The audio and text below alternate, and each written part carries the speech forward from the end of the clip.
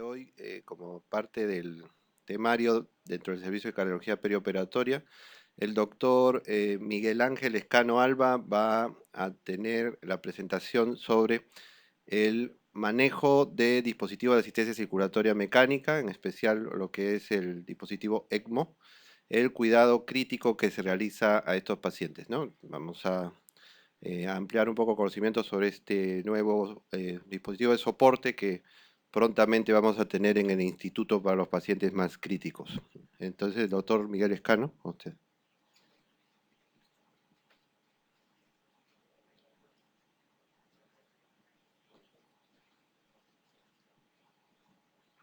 Buenos días con todos los colegas. En primer lugar, agradecer al cuerpo médico por la invitación. El día de hoy vamos a hablar unos cuantos minutos sobre lo que es el cuidado crítico del paciente en ECMO veno-arterial, ya que es el dispositivo que probablemente vamos a utilizar a más corto plazo en nuestra institución. ECMO significa circulación extracorpórea con membrana de oxígeno y es un sistema de oxigenación con membrana extracorpórea que da soporte vital extracorpóreo. Proporciona soporte vital en caso de fallo respiratorio en el cual se utiliza el ECMO veno-venoso, del cual no vamos a tocar hoy día, y soporte circulatorio mediante el ECMO veno-arterial, manteniendo la oxigenación ya que se compone de un oxigenador, mejorando la perfusión tisular hasta la recuperación de la función pulmonar y o cardíaca o hasta la decisión de actitudes como la implantación de otro tipo de asistencia ventricular. ¿Por qué se debe contar con un sistema en ECMO en los grandes centros e institutos cardiovasculares? Porque es rápida y sencilla la instauración. La canulación puede ser periférica, algo que puede ser, por lo tanto, la implantación al pie de la cama del paciente. No es imprescindible en muchos o en la mayoría de los casos hacerlo en sala de operaciones. El manejo es relativamente fácil. Tiene pocas complicaciones con personal experimentado y puede dar tanto soporte circulatorio como respiratorio. ¿De qué depende el éxito del soporte con circulatorio con ECMO? De disponer del dispositivo adecuado según la patología y el objetivo, de elegir el momento adecuado de la implantación, la técnica de implantación adecuada de acuerdo al soporte que necesita el paciente, del manejo del paciente post-implantación y también el éxito va a depender de la prevención y sobre todo el tratamiento de las posibles complicaciones. Brevemente, muchos de ustedes ya prácticamente todos conocemos las diferencias entre el ECMO veno-venoso y el ECMO veno-arterial. El ECMO veno-venoso, como su mismo nombre lo dice, tiene una cánula de drenaje generalmente en la vena femoral que produce el drenaje de la sangre, luego va hacia una bomba, una centrífuga, que luego envía la sangre hacia un oxigenador en donde está asociado a un heater o a un calentador de temperatura, y luego la sangre es regresada por una cánula de retorno también a una vena importante del cuerpo, como en este caso en el gráfico, la vena yugular, que luego va a la vena cava superior. Entonces, el hemoveno venoso generalmente se utiliza para soporte respiratorio a un paciente con insuficiencia respiratoria severa. Y el hemoveno arterial igual utiliza una cánula de retorno y una cánula de drenaje. En este caso, la cánula de drenaje es a nivel de una vena importante, que en este gráfico es la vena femoral, puede ser la vena yugular también, ¿no? Y una cánula de retorno que es la arteria femoral y en pediátricos podría ser la arteria carótida. Y generalmente utilizamos el ECMO veno arterial para dar soporte circulatorio. ¿Cuáles son las indicaciones del ECMO veno-venoso y veno-arterial? Del ECMO veno-venoso está indicado en falla respiratoria refractaria, hipoxémica o hipercámnica. Por ejemplo, los pacientes con ARS. Ya tenemos un paciente con ARS severo que tenemos nosotros en nuestro instituto, tanto en la unidad coronaria como postoperado, sobre todo cuando ya están infectados, cuando son refractarios al manejo médico, a la ventilación mecánica protectiva, a la maniobra de reclutamiento alveolar, a la maniobra de posición prona, Entonces, el ECMO es una alternativa válida para este tipo de pacientes. También tiene una función en lo que es la falla primaria del injerto post-trasplante cardíaco, post-trasplante pulmonar, perdón, como puente al trasplante pulmonar, como falla secundaria ventilatoria, cuando hay síndrome básicamente de fuga aérea, y en la facilitación de procedimientos quirúrgicos que involucran la vía aérea y los pulmones. El ECMO venoarterial, ¿en qué caso está indicado? En el shock cardiogénico refractario, que puede ser causado por un infarto miocárdico o puede ser causado por una miocarditis fulminante. En el shock postcardiotomía, aquel paciente que no puede salir de bomba de circulación extracorpórea, también está indicado el ECMO venoarterial. En falla primaria del injerto, un paciente que es trasplantado, que ya hemos tenido algunos casos en nuestra institución y que hace disfunción primaria del injerto, el ECMO venoarterial puede tener un papel importante. En la recuperación también después de una maniobra de resucitación cardiopulmonar, el ECMO también tiene acá un campo importante como puente a trasplante cardíaco en pacientes con hipertensión pulmonar severa y colapso hemodinámico. Básicamente, acá voy a hacer un hincapié de que el único grupo de pacientes que tienen falla cardíaca avanzada que podría beneficiarse de ECMO es cuando nosotros tenemos un paciente con falla cardíaca terminal y bruscamente colapsa, entra en paro cardiovascular o entra en shock cardiogénico, se descompensa y el ECMO puede ser una medida de salvataje solo para estabilizar al paciente como puente a un dispositivo que el implante de este nuevo dispositivo sería como puente a trasplante cardíaco en el caso de que el paciente se estabilice. Normalmente no se pone un soporte de ECMO venoarterial a un paciente con falla cardíaca avanzada como puente para trasplante, porque hay otros dispositivos que son mejores, que dan soporte por mucho más tiempo con menor riesgo de complicaciones que el ECMO venoarterial. Y también se puede utilizar en soporte circulatorio durante procedimientos intervencionales de alto riesgo. Es importante conocer las partes principales del ECMO. Hay el blender o el mezclador de gas en donde yo mezclo el aire y el oxígeno para poder proporcionar al paciente una concentración de FiO2 y un flujo que tanto me va a aportar la cantidad de oxígeno que el paciente necesite y con el flujo yo puedo barrer el CO2 en el paciente. También un monitor en donde puedo yo observar realmente la concentración de oxígeno que estoy entregando al paciente. Puedo modificar acá el FiO2, puedo modificar el flujo y por lo tanto variar la concentración de oxígeno y el barrido del CO2. La bomba centrífuga, que es la que me va a generar el flujo, la que va a drenar el flujo del paciente y luego la va a enviar, ¿no? La membrana, el oxigenador, en donde se da el intercambio de gases, tanto de oxígeno como de CO2, y las cánulas, una cánula que va hacia el paciente y una cánula que viene al paciente. La cánula que viene del paciente normalmente se llama la cánula de drenaje y la cánula que llega al paciente es la cánula de retorno. Estas son las consolas, hay diferentes tipos de consolas. Uno de los principales consolas demo que se utiliza en el mundo es el Rotaflow, ¿no? En donde, como ustedes pueden ver, la consola es bastante amigable, solamente uno tiene que programar las revoluciones por minuto y en base a algunas variables que vamos a ver, me va a dar un flujo que puede ir inclusive hasta 8 litros, dependiendo si la colocación del ECMO es vía periférica o vía central.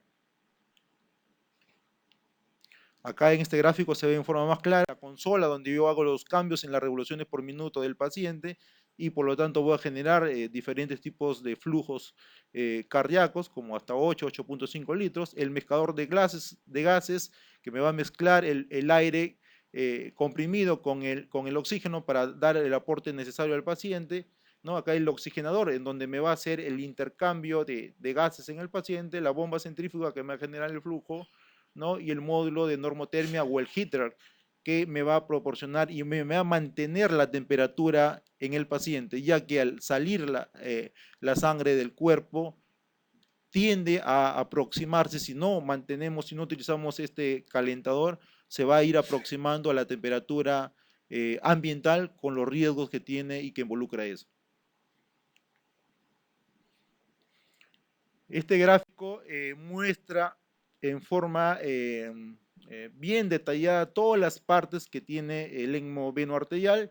Tiene un sistema de drenaje, una cánula de drenaje con una tubuladura que llega a una bomba centrífuga que me va a generar el flujo, tanto por presión negativa, drena la sangre de la vena de un lecho venoso importante, que puede ser la vena femoral o la vena yugular, llega hacia la bomba y luego de la bomba se dirige por el flujo centrífugo hacia el oxigenador.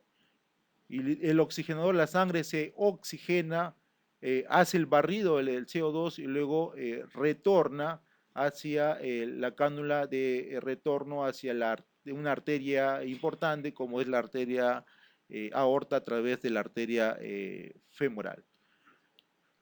Hay que recalcar que acá tenemos nosotros la consola en donde podemos regular a revoluciones por minuto y en base a eso me va a dar el flujo del paciente. Como le comenté, tenemos el blender y la consola para regular lo que es el FiO2 y el CO2 en el paciente, y tenemos también el heater que es para regular la temperatura.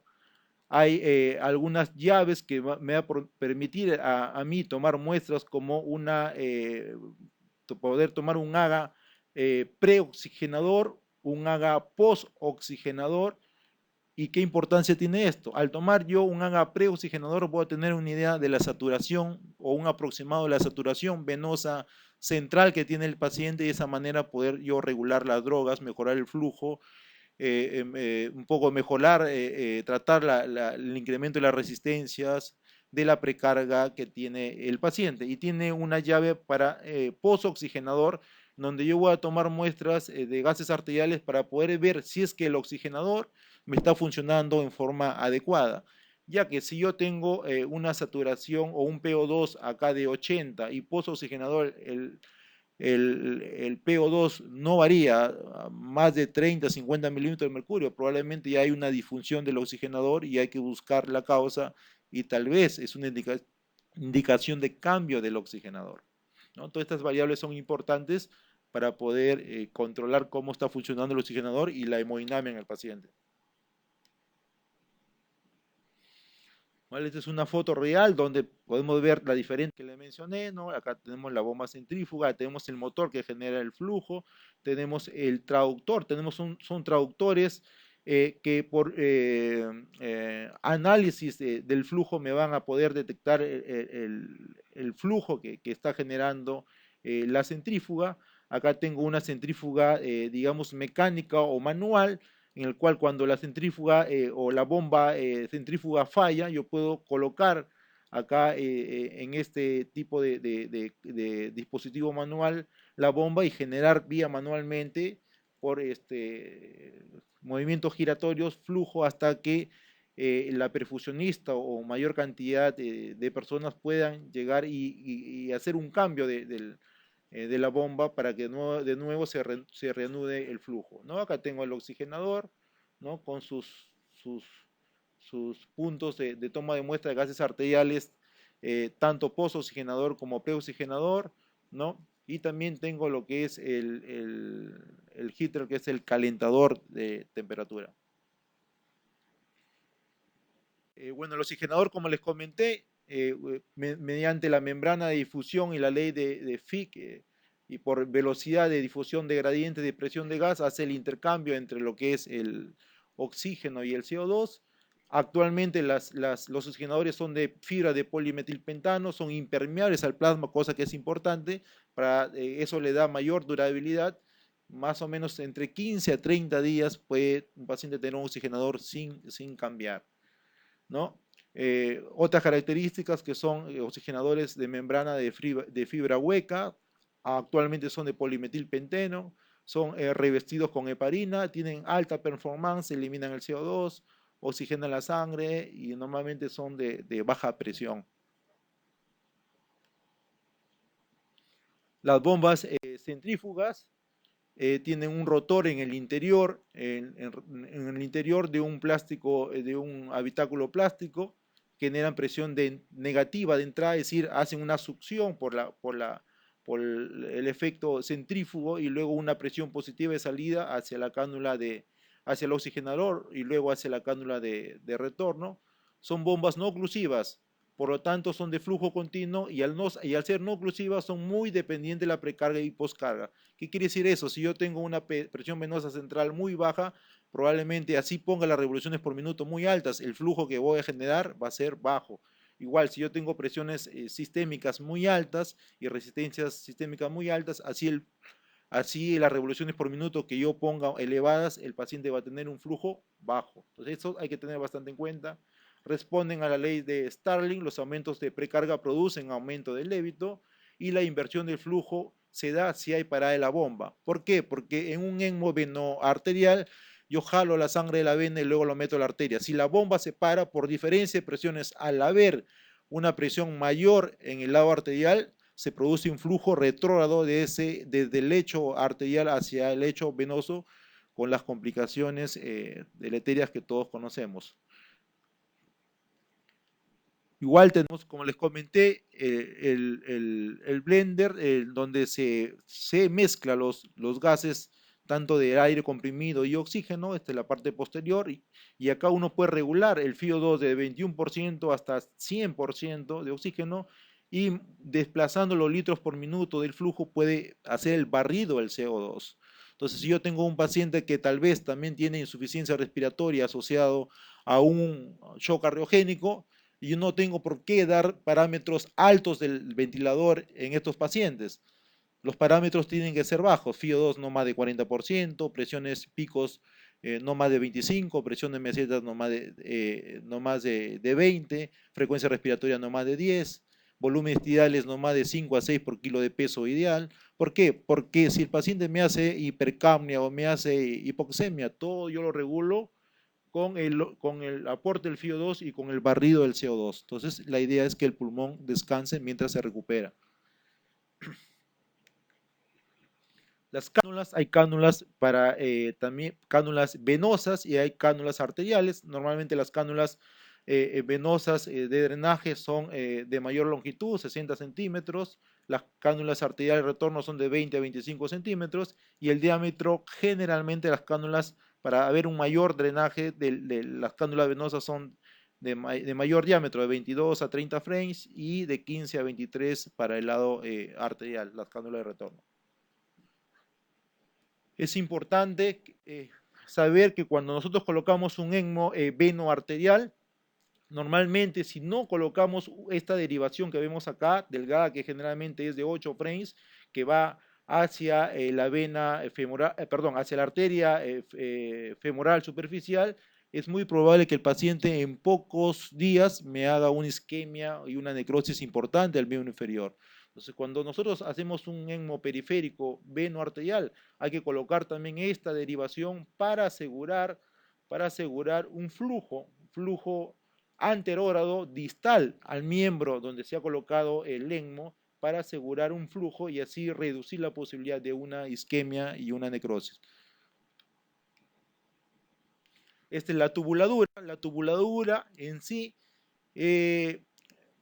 nos permite unir todos los sistemas anteriormente mencionados, es decir, las cánulas de drenaje con la centrífuga, luego la centrífuga con el oxigenador y el oxigenador con las cánulas de retorno. Generalmente, actualmente las tubuladuras son revestidas con heparina y es importante que sean del menor tamaño posible porque a mayor tamaño hay mayor resistencia y mayor incremento de la presión, de la presión en el sistema.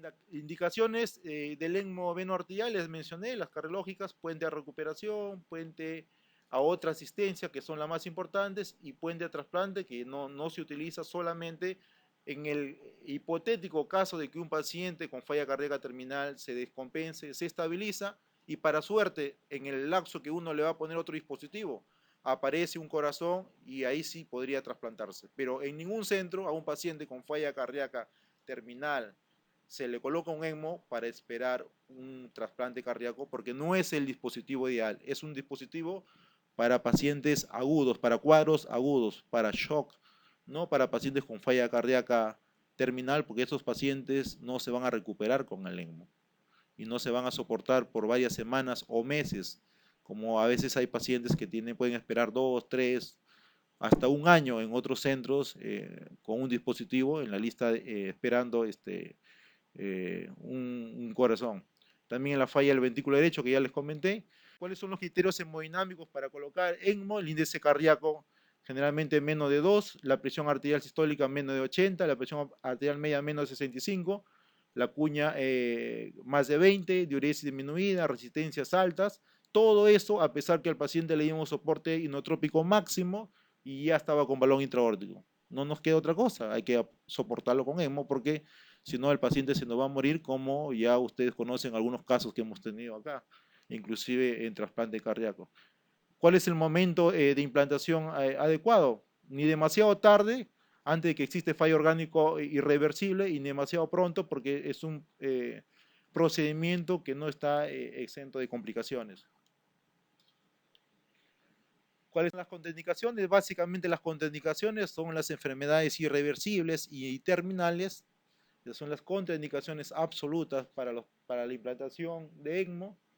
Las contraindicaciones relativas tienen que ver básicamente con la edad, con coagulopatías, con algunas enfermedades un poco avanzadas como la diabetes mellitus con daño ya de órgano diana, la obesidad mórbida o parada cardíaca no presenciada o no asistida que tenga más de 60 minutos. ¿Cuál es la preparación que se tiene que hacer el paciente cuando ya se decide que se va a soportar con ECMO? Básicamente tiene que haber una coordinación multidisciplinaria. El ECMO no puede solamente ponerlo un profesional X y dejar a la deriva. Es un manejo tanto del intensivista cardiovascular, del cirujano cardiovascular, de la perfusionista, del ecocardiografista, que como vamos a ver cumple una función primordial en el manejo, en el destete, en la implantación del ECMO, y de enfermería, las famosas ECMólogas. Es importante la realización de la ecografía transesofágica, como vamos a ver, el análisis de laboratorio, donde ustedes ya conocen, incluido perfil hepático, el hemograma, glucosa de creatinina, hemoglobina libre, ¿no? La lactato deshidrogenasa, la colocación del catéter de Swan-Ganz, que también es de importancia. Hay que colocar electrodos de defibrilación, porque cuando se pasa las cánulas, se pasa las guías, la posibilidad de que haya una arritmia es bastante alta y entonces hay que tener ya puestos los parches para una probable defibrilación. Y inclusive mientras que viene el cirujano o la persona entrenada en ECMO, el médico de cuidados intensivos o el médico de emergencia o el cardiólogo de la unidad coronaria puede ir ya cateterizando la arteria femoral y venosa para ya dejar preparado un acceso para que cuando ya venga el cirujano sea mucho más rápido la colocación del ECMO.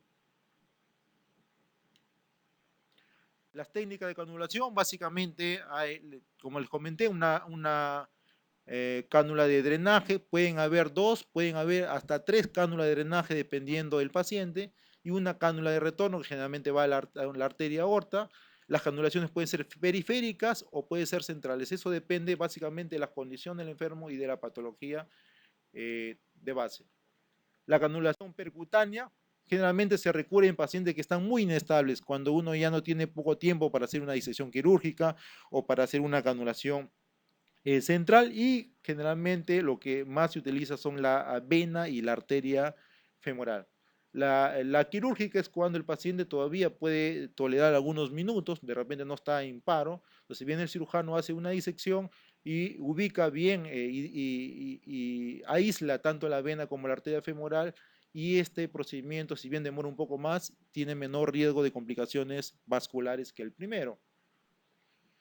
Pero a veces nosotros tenemos pacientes que tienen una superficie corporal muy alta, o son aquellos pacientes que están tan comprometidos, tan chocados, que el soporte por vía periférica, como es parcial, va a ser insuficiente.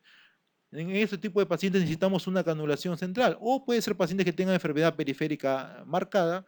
Entonces se puede en sala de operaciones colocar un ECMO también directamente en la aorta ascendente y directamente en la aurícula derecha con cánulas de mayor diámetro, por lo tanto, ofertando un flujo mayor a estos pacientes. ¿Cuáles son los puntos claves durante la implantación del ECMO? Hay que hacer una correcta colocación de la cánula venosa y para eso es importante la ecografía transesofágica porque la ecografía transesofágica va a guiar al cirujano hacia la correcta colocación de la cánula de drenaje venosa y arterial. En este caso, la cánula de drenaje venosa tiene que estar ubicado en la aurícula derecha, justo relacionado con la válvula tricúspide, y los agujeros orientados hacia esta válvula para poder producir un drenaje adecuado tanto en la aurícula como el ventrículo derecho y no muy hacia arriba porque si se mete en la cava puede producir fenómeno de succión y si está muy abajo en la cava inferior igualmente. Entonces la ubicación es importante con la ecografía transesofágica. No se puede poner ECMO sin ecografía transesofágica. Otra cosa importante que hay que evitar la isquemia de la extremidad, que ya le mencioné, donde siempre hay que poner cuando se coloca un ECMO periférico utilizando la vena arterial femoral, una derivación de más o menos 8 frames para dar flujo anterógrado hacia la arteria femoral superficial. ¿Y cómo se inicia el soporte de ECMO en el paciente venoarterial? Generalmente se hace un purgado y ensamblaje de los componentes del ECMO, luego se conecta muy cuidadosamente para evitar la entrada del aire al circuito de la cánula de entrada del ECMO en la línea venosa y la cánula de salida en la línea arterial. Se retira primero el clampaje venoso, se va aumentando poco a poco las revoluciones por minuto en la bomba hasta que se produzca un drenaje venoso de una manera adecuada, se desclampa luego el lado arterial y se comprueba que hay una perfusión correcta de oxigenada en la línea arterial y poco a poco se va incrementando más las revoluciones por minuto, se aumenta el flujo en el ECMO y se ve que si hay una descarga o no adecuada del ventrículo izquierdo y si hay o no colapso de cavidades. Todo esto es guiado por ecografía transesofágica. Los cambios hemodinámicos, en las primeras horas, los primeros días, sobre todo las primeras 24, 48 horas, puede haber algunos cambios hemodinámicos que están básicamente dados por las condiciones adecuadas de la precarga y poscarga. Es importante evaluar y tener una buena precarga y una poscarga baja para que obtener de esta manera el mejor flujo posible en el paciente en ECMO. Puede haber vasodilatación sistémica porque hay una respuesta inflamatoria sistémica. Entonces, las primeras horas el paciente en ECMO puede, digamos, hipotensarse más, no por una disfunción ventricular, sino porque se vasodilata, hace un síndrome muy parecido al vasopléjico. Después de la implantación del ECMO, puede haber standing miocárdico también. El ECMO, el problema es que puede producir, sobre todo en pacientes que ya no tienen reserva contráctil, que tienen un ventrículo muy dilatado o muy hipokinético, al colocar una cánula, sobre todo periféricamente en la aorta descendente, puede incrementar el flujo generado por el ECMO, la resistencia sistémica y por lo tanto puede alterar o puede afectar la descarga del ventrículo izquierdo y si el flujo es muy alto, prácticamente no hay opción o no le da opción a que la válvula aórtica se abre y eso puede incrementar las presiones del ventrículo izquierdo, en la aurícula izquierda y luego producir congestión pulmonar. El manejo hemodinámico es importante. ¿Cuáles son los objetivos de un paciente en ECMO venoarterial? Básicamente disminuir el consumo de oxígeno del miocardio, mantener una adecuada perfusión, es decir, evitar que el paciente llegue a una disfunción multiorgánica. Las recomendaciones son que la presión media esté por encima de 60, que la saturación venosa que esté entre 60 y 70. Si tiene SWAN, lo puedo tomar por el SWAN, del extremo distal del SWAN. Y si no, lo puedo tomar de la porción preoxigenador, que también me sirve para tomar muestras y evaluar la saturación venosa. Definitivamente hay que evaluar que el lactato disminuya y que la función hepática y renal mejoren con los días, con las horas en el paciente en soporte en ECMO. Las características hemodinámicas durante el soporte en ECMO, normalmente como es un flujo continuo, a mí no me va a importar la presión diastólica y la presión sistólica del paciente. Lo que me importa es la presión media, porque normalmente vamos a ver pacientes que tienen 70 con 50 de presión. Y si la presión media está en 60 o más, yo me quedo tranquilo, no tengo que preocuparme por la presión sistólica, porque el flujo, al ser un flujo continuo, la onda arterial se va a aplanar, inclusive puede completamente hacerse una línea, aplanarse, y lo que nosotros tenemos es que nuestra línea arterial esté bien permeable y esa presión media que me da me va a servir para ir y manejar al paciente en ECMO. Hay que, como les comenté, optimizar la precarga y la poscarga. El gasto cardíaco, ¿cómo se calcula? Bueno, el Swan-Ganz y el método de Fick nos sirven para hacer un cálculo de gasto cardíaco en pacientes que están en ECMO. ¿Cómo calculo el gasto cardíaco? Tengo que hacerlo mediante el flujo que me da el ECMO sumado al el dato que me da la contracción o el gasto cardíaco propio del paciente, que lo obtengo yo por ecocardiografía. Ese es el método más cercano o más certero de poder evaluar el gasto cardíaco total o global, como se le conoce también. Y la necesidad de contrapulsación. Se dice que colocar un balón intraórtico a veces es de bastante ayuda y mejora al disminuir las resistencias sistémicas, ayuda a que el ventrículo izquierdo se descomprima y mejore su funcionamiento.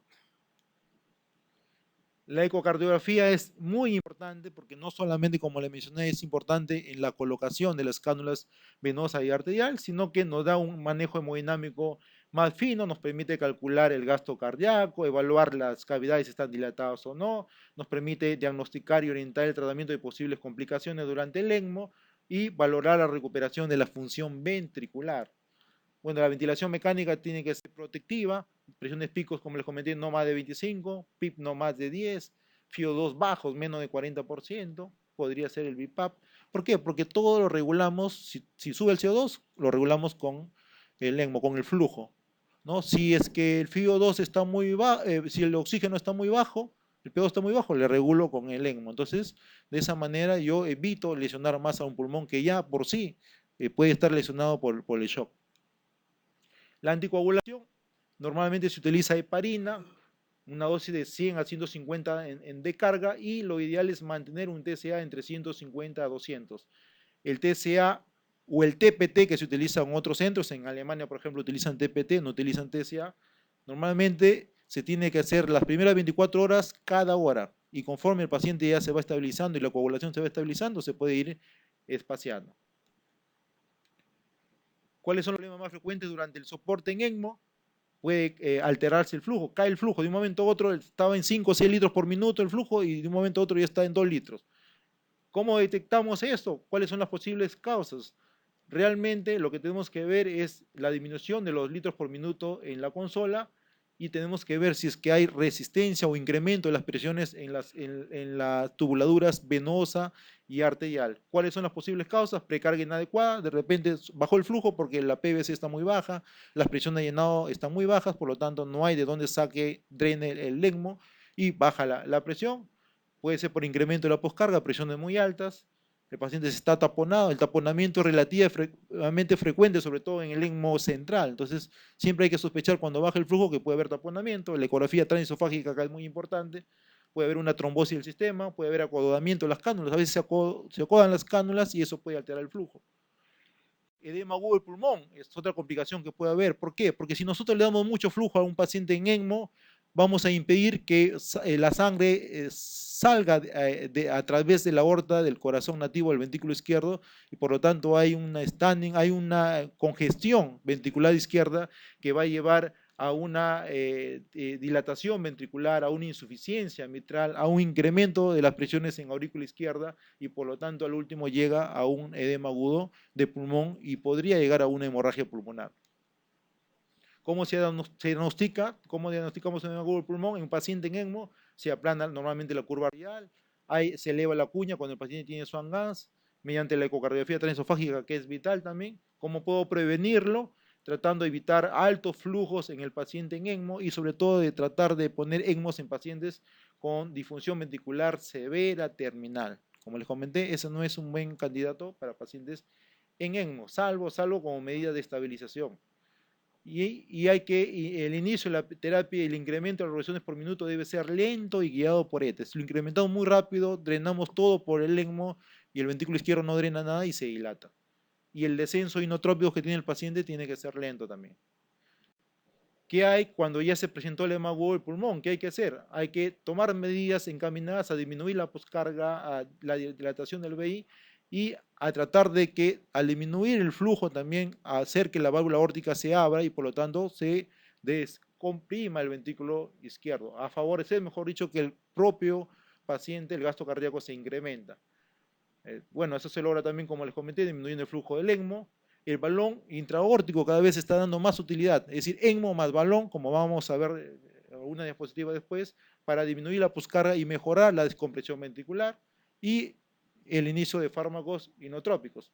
Por ejemplo, acá tenemos un paciente que hay una gran dilatación, hay un estancamiento de la sangre en el ventrículo izquierdo con un flujo de 4 litros por minuto, no tenía prácticamente inotrópicos el paciente, solamente bajándole el flujo y permitiendo que la válvula aórtica se abra y descomprima el ventrículo izquierdo y dándole aporte inotrópico, mejora el ventrículo izquierdo, está menos dilatado y no hay estancamiento de sangre.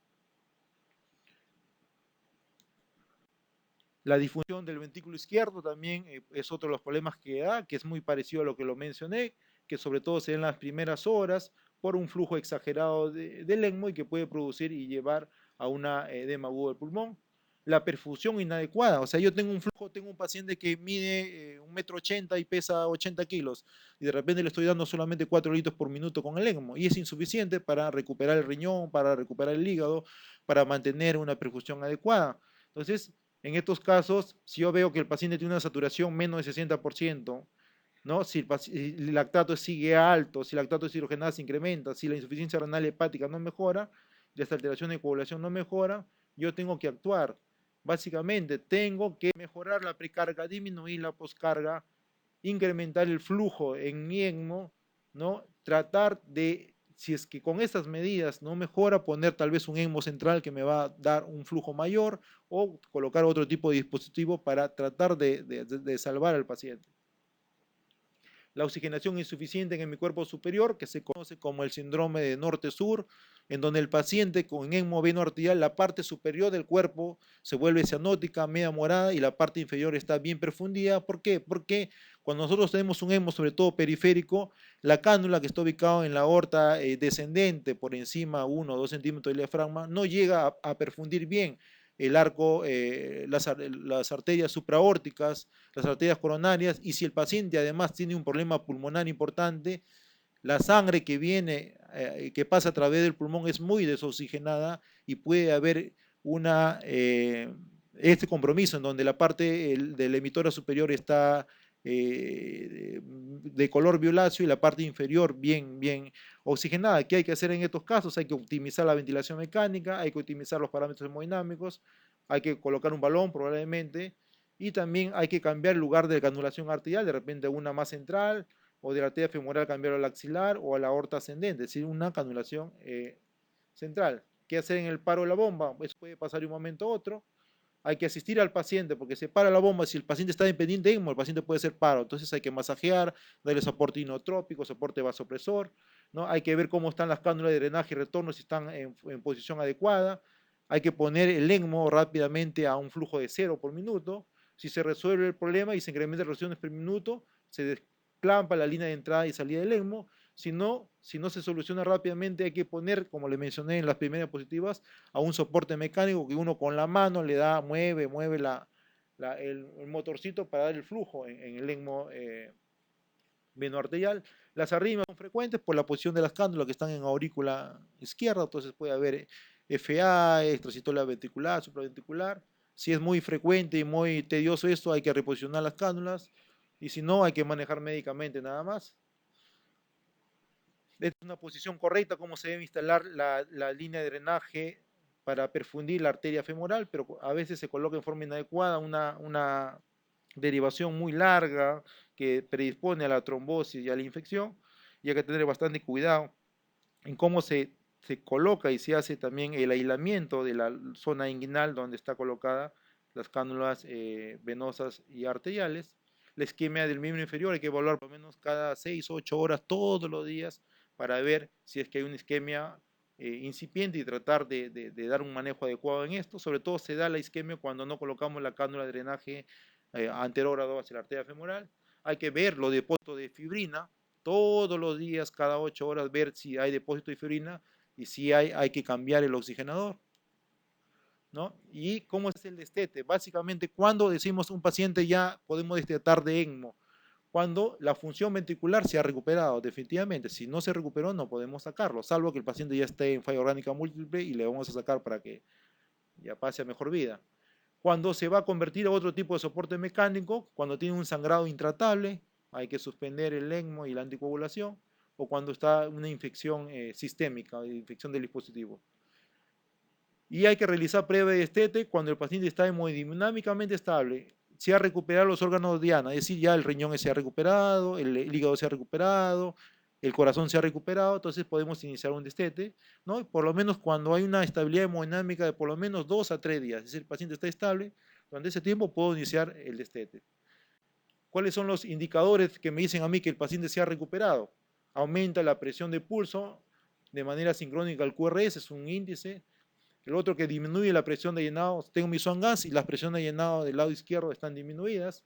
Mejora el gasto cardíaco evaluado por ecocardiografía. Las cavidades cardíacas están menos dilatadas, contraen mejor. Las válvulas tienen menor grado de insuficiencia. ¿Y qué consideraciones hay que tener para iniciar el destete? ¿Cómo se tiene que hacer el destete? Normalmente hay que mejorar los parámetros ventilatorios, hay que dar cierto apoyo a dosis baja sinotrópica, hay que preparar los coloides o cristaloides en el caso de que el paciente necesite. Siempre el destete tiene que ser guiado con ecografía transesofágica, ¿no? El paciente tiene que estar colocado los electrodos de fibrilación porque en el destete puede haber distensión ventricular y puede haber arritmias, ¿no? Hay que incrementar la anticoagulación en el paciente porque el destete se hace disminuyendo el flujo 0.5 litros, es decir, más o menos 500 mililitros vamos bajando en las revoluciones por minuto y en el flujo en el ECMO cada 4 a cada 8 horas en algunos centros, en otros centros cada 24 horas van bajando y van viendo. Si no hay caída en la presión arterial, si no hay extensión de cavidades, si no hay insuficiencia mitral creciente, el paciente se va destetando hasta que el paciente llegue por lo menos a un flujo de 2 litros por minuto y cuando el paciente llega a un flujo de 2 litros por minuto, entonces se avisa cirugía cardiovascular para que en presencia del cirujano cardiovascular, del ecocardiografista, el hiperfusionista, puede intentarse llevarse inclusive a 0,5 litros por minuto o 1 litro y eso sí, en sala de operaciones se hace la decanulación del paciente cuando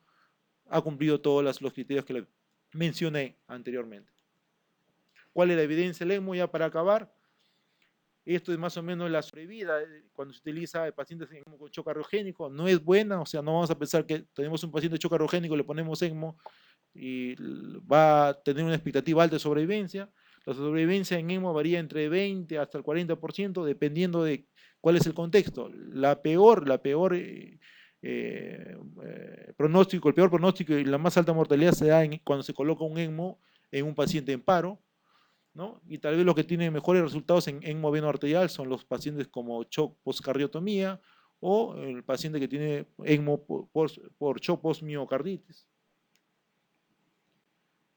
Como le comenté, la sobrevida a la alta luz en el ECMO para shock cardiogénico es más o menos 42%, pero 36% solamente tiene una sobrevida a largo tiempo.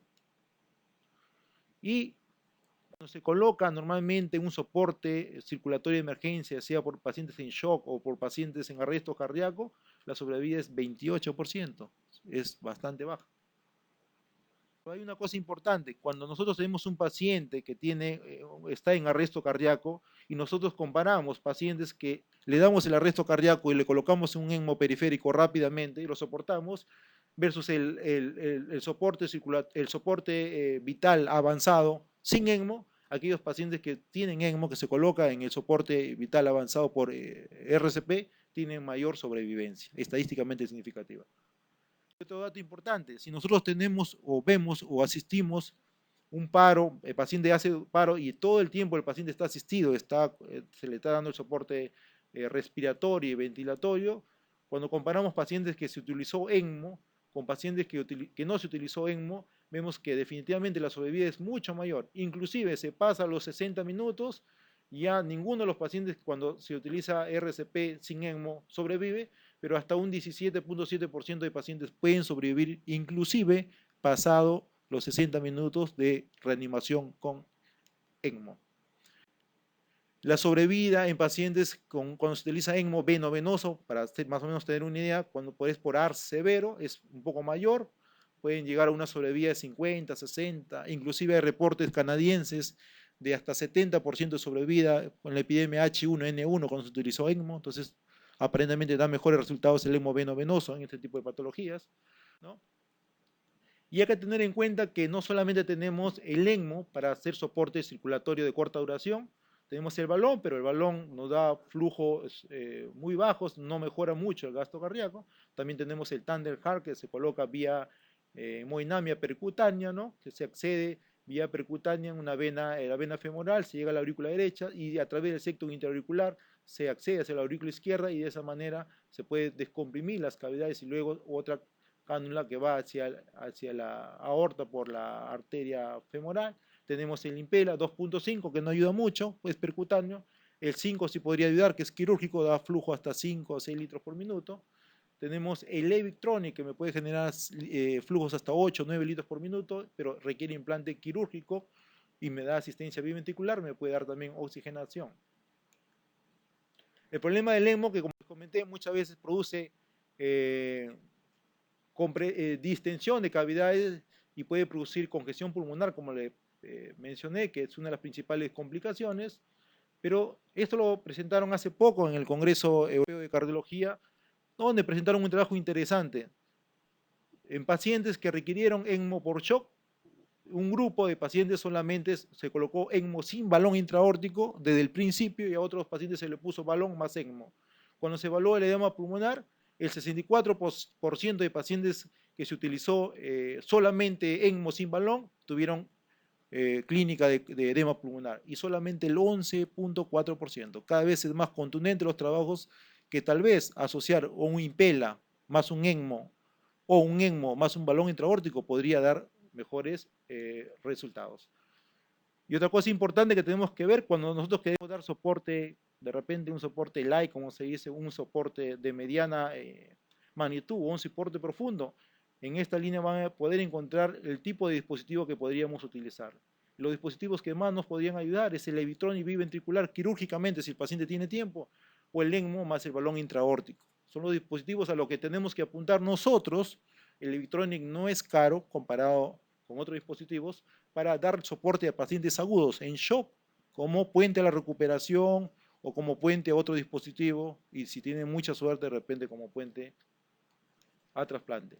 El manejo del ECMO no puede ser de una sola persona, es un equipo multidisciplinario que se encarga de esto, donde integran cirujanos cardiovasculares, ecocardiografistas, cardiólogos, médicos de cuidados intensivos, perfusionistas, enfermeras, bioingenieros, personal tecnólogo, médico.